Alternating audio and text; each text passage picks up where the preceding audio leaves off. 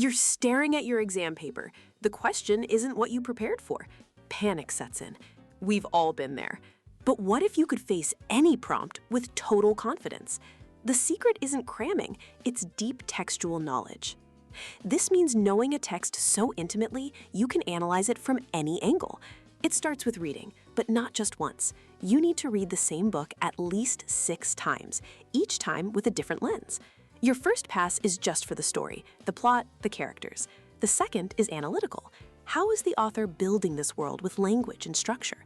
Next, you hunt for themes and the big ideas.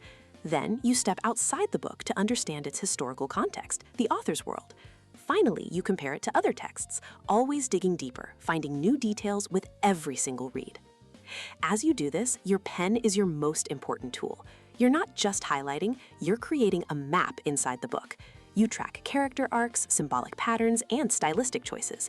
Your goal is to find 12 to 15 golden quotes, not just famous ones, but quotes that are rich with meaning, flexible, and can support multiple arguments. Memorize them, connect them to themes, use them in practice essays until they're part of your analytical toolkit. Because that's the ultimate goal, flexibility. When you have this deep, layered understanding, the specific question on the page doesn't matter. A question on character? You know their psychology.